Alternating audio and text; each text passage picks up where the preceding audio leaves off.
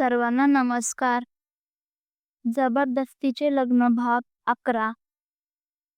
देवरावांनी विचार केला.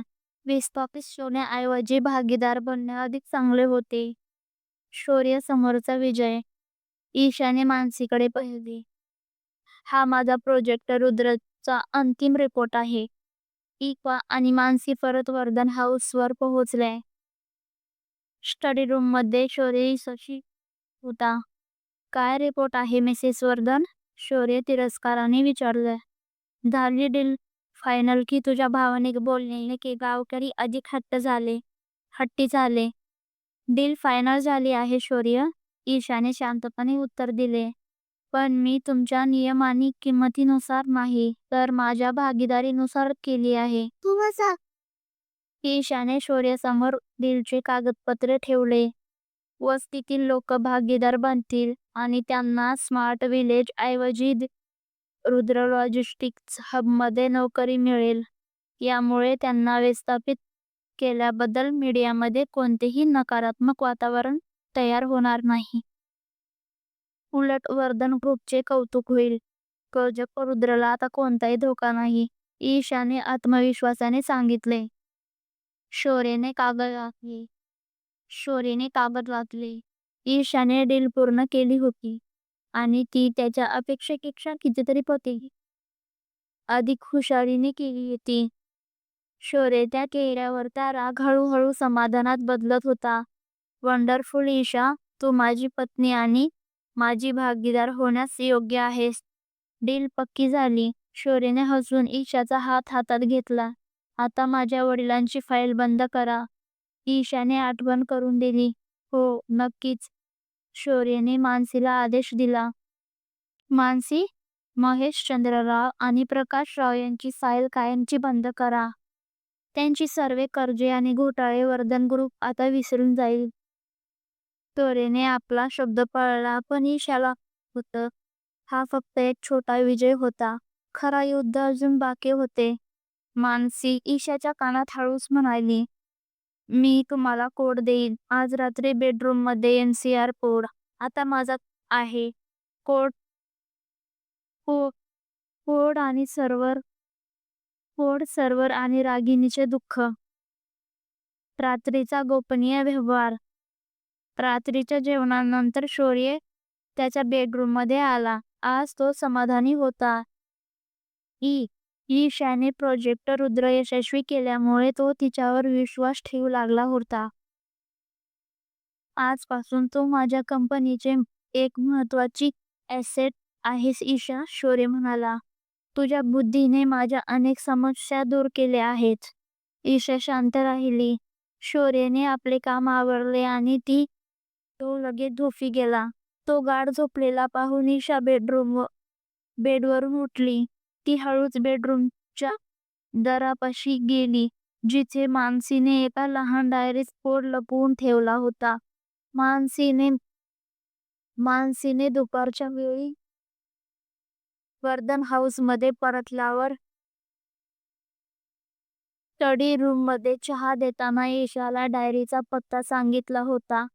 ईशाने डायरी उघडली. एका रिकाम्या पानावर फक्त एक कोड लिहिला होता.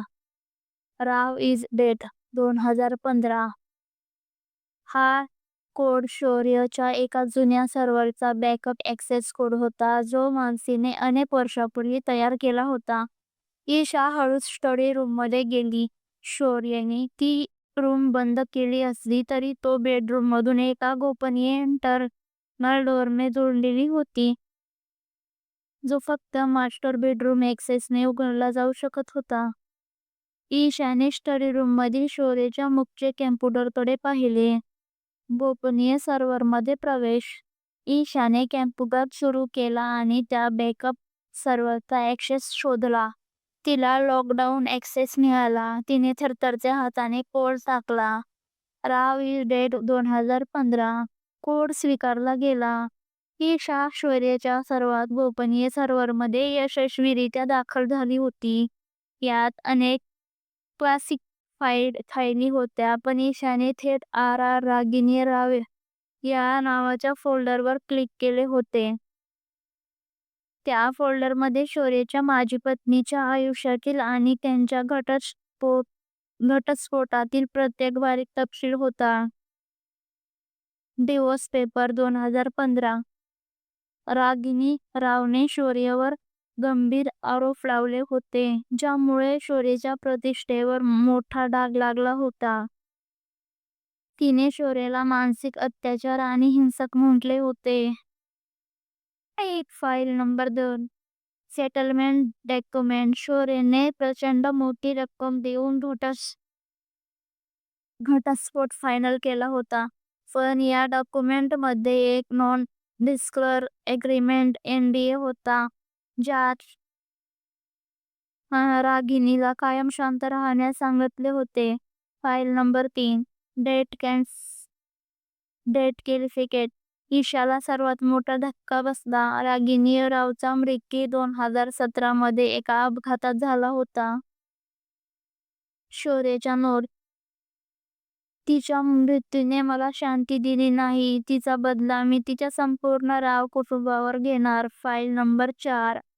ईशा वर्धन कनेक्शन. या फाईलमध्ये ईशाचे प्रोफाईल होते, ज्यात स्पष्टपणे लिहिले होते, ईशा राव कुटुंबातील आहे, पण ती माझी पत्नी रागिनी रावची चुलत मावशी आहे. Concern of Ragini's aunt. ती रागिनीच्या कुटुंबातील शेवटची राव आहे, जिचा उपयोग मी प्रतिष्ठा आणि सूड पूर्ण करण्यासाठी करू शकेन. ईशाच्या डोळ्यात पाणी आले. तिचा आणि रागिनीचा दूरचा संबंध होता, जो तिलाही माहिती नव्हता. शौर्यने फक्त तिच्या आडनावाचा आणि तिच्या इंटर्नशिपचा उपयोग करून तिला आपल्या जाळ्यात अडकवले होते.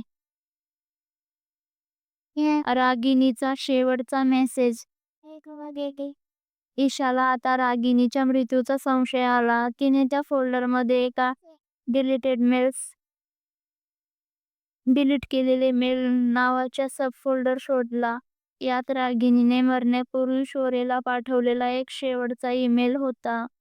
टू शौर्यवर्धन फ्रॉम रागिनी राव. विषय: युअर पनिशमेंट.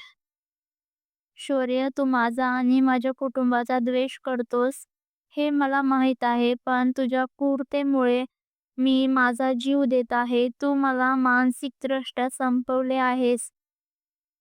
मी तुला एक शाप देत आहे. तुला ज्या व्यक्तीवर प्रेम करायला भाग पाडलं जाईल, ती व्यक्तीच तुझा नाश करेल.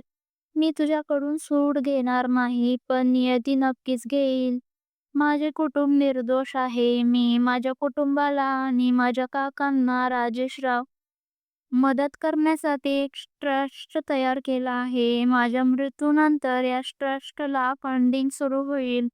ईशाला कळून चुकले. NGOला फंडिंग करणारा राजेशराव नव्हता, तर रागिनी रावने स्वतःच्या नावावर तयार केलेला ट्रस्ट होता. शौर्यला वाटत होते की त्यांचे शत्रू त्याला त्रास देत आहेत, पण प्रत्यक्षात ते रागिनीच्या मृत्यूनंतर सुरू झाले एक निष्क्रिय बंदीचे जाळे होते. शौर्याची चाहूल. ईशाने सर्व डेटा डाउनलोड करून एपाला एन्क्रिप्टेड ड्राईव्हवर सेव्ह केला, जो मानसीने तिला दिला होता. आता तिच्याकडे शौर्याच्या ब्लॅकमेलिंगचे, त्याच्या माजी पत्नीच्या मृत्यूचे आणि कुटुंबावरील सूडाचे सर्व पुरावे होते. ती स्टडी रूममधून बेडरूमकडे परत जात असतानाच तिला शौर्याचा गाढ श्वासोच्छ्वास अचानक थांबलेला जाणवला. कुठे होतीस मिसेस वर्धन? शौर्य बेडवरून उठून बसला होता. त्याने बेडरूमचा लाईट लावला. त्याच्या डोळ्यात झोपेचा लवशेषही नव्हता. फक्त क्रूर संशय होता. मी पाणी प्यायला गेले होते, ईशा घाबरून म्हणाली. शौर्याने बेडवरून उठून तिच्या दिशेने पाऊल टाकले. त्याचे डोळे थेट तिच्या हातात लपवलेले लहान एन्क्रिप्टेड ड्राईव्हरकडे गेले. तू खोटं बोलते ईशा.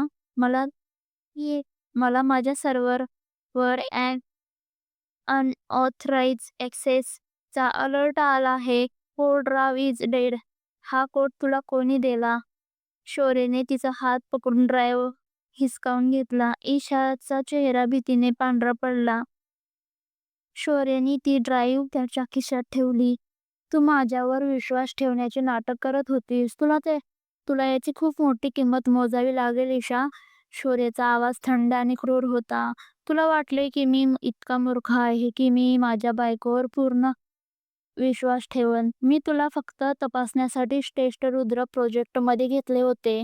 त्याने बेडरूमच्या दारापाशी उभ्या असलेल्या 2 बाउन्सरला डोळ्याने इशारा केला. पुढील भागात शौर्य ईशाला काय शिक्षा देतो? ईशा मानसीला वाचवेल का? आणि हे सर्व पुरावे मिळूनही ईशा शौर्यवर मात करू शकेल का? हे बघण्यासाठी चॅनलला नक्की सबस्क्राईब करा. बाजूच्याच बेल आयकॉनवर क्लिक करा जेणेकरून माझे सगळ्या व्हिडिओचे नोटिफिकेशन तुमच्यापर्यंत लवकर पोहोचतील. धन्यवाद.